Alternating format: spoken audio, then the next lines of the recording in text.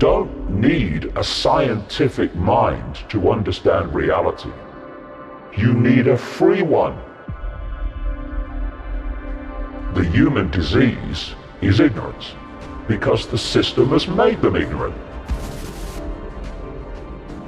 They are ensuring that basically, as much as possible, you only see what you already believe.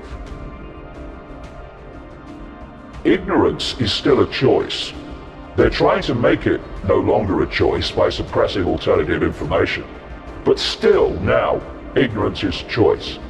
If people want to know what is possible and what's going on beyond what they're told, it's there still, for now, in books and on the internet, videos, etc., where they can see it. But what they're doing now with the internet is trying to firewall off people in the same way as the Chinese do, but in a more subtle way.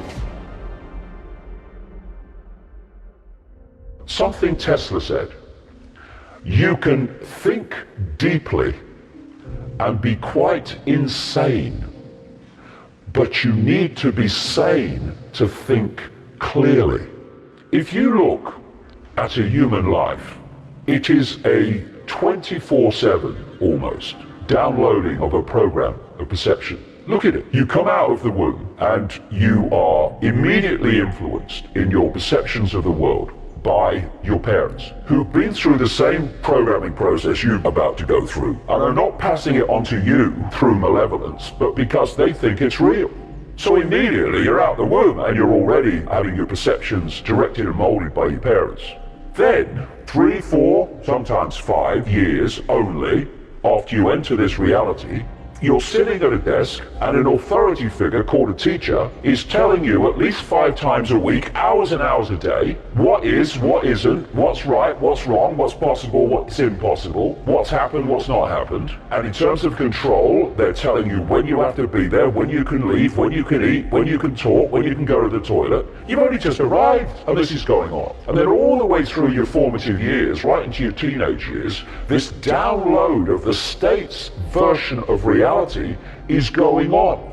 At the same time, your parents, when you're younger, they are confirming that what you're being told at school is true. All the people around you, your peers and your friends and your acquaintances, are going through the same programming system. Every time you turn on the mainstream media, and much of the alternative, let me say, they are telling you the same thing is true. And so on and on and on it goes. And then there's not only the download of the perception, there's also the policing of the perception.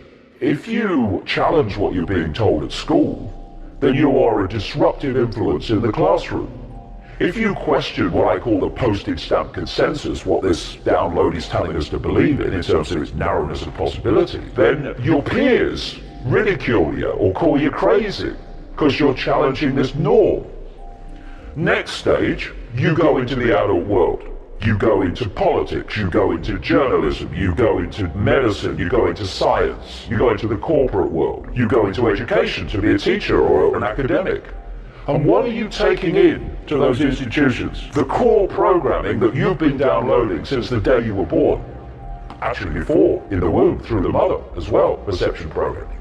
All the way through your life, you are being bombarded with a sense of normality and a sense of the possible and a sense of reality, which is so powerful in controlling people's perceptions. This is what you're dealing with. You're dealing with people who are so programmed, they cannot literally think outside of it. So, as Tesla said, they can think deeply within the program, but they can't think clearly, so they see beyond the program. Why do animals know when an earthquake's coming? Why do they know when there's a storm coming before humans do? Because they haven't been to school, they don't read the local newspaper and watch the mainstream media. They've not got peer pressure all the time to desensitize them from the wider field and focus them only in a tiny band of it. Because everything is energy in the end, everything is waveform energy, it's base form. When you start to expand your awareness into the greater field, you're expanding your awareness into greater understanding, into greater insight, into greater knowledge. And that's the last thing that the few seeking to enslave and direct billions want you to do. They want you isolated in a sense of little me, in a sense of everything's apart from everything else, rather than we're all expressions of the same awareness, having different experiences. And so the system has been set up to pressure people from the earliest age to sense and self-identify themselves with the labels of experience, rather than the infinite, eternal totality of who we really are. We're at this fork in the road where people have to choose. Are they going to go on being controlled sheep and robots of the control system, or are they going to wake up and take the road to freedom? And that's the choice that people are facing now, and will face ever more blatantly in the next few years. We have a handful of people, which you could probably get on 10 fingers, that control Google, control YouTube, owned by Google, control Facebook, that absolutely dominate the information that most people see or don't see. We have a concentration of power in Silicon Valley, a very small area of the world, that is the greatest concentration of surveillance and censorship power the world has ever seen. They can decide what you see and what you don't see, and they can trawl your data, in other words, the military intelligence community can, to find out the fine detail of your life from the information that you've posted on these various platforms. There is no freedom of speech. By the definition of freedom of speech is the freedom to speak your opinion and not have it censored and not have it banned. We need to put down these irrelevant manufactured fault lines of race and religion and culture and color that divide us, and realize that we're actually all one consciousness having different experiences, and that we've got caught in the illusion that the experiences of who we are when we are that consciousness that's having the experience. And if it goes on, there will be no body who can speak in public and challenge the official narrative, because they'll all be banned. That's where we're going. And do you think, because I've noticed on Facebook with some of the changes in algorithm and the reduction of the reach and the Cambridge Analytica and all that, I think people are starting to get a bit pissed off with it now. And there's, I mean, some of the things you're saying, I know you're talking about certain races, religions, etc. But I just see a lot of people online going, wait a minute now, you're censoring sometimes, but just, I know a lot of my posts, they go to 1% of my audience. Yeah, exactly. These are people that found me for the last 10 years that want to follow me. And I've built this over time. This is the ghost banning. Group, and if it's not in the format that they want, so like video, they'll do it.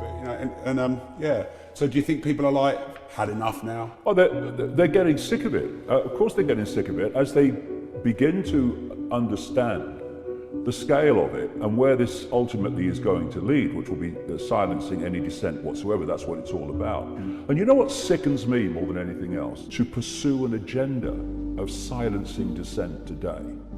That is beyond sickening, turns my stomach. And they need to be called out on it. Because, in terms of me, they've taken on the wrong guy. Because I don't give a damn what people think of me. But I do give a damn about people having a right to have an opinion, even if I don't agree with it. And a lot of people, when they're faced with this, they run or they give up. When people try to silence me, I just run at them even quicker. And if you don't give up and you speak your truth, and you're not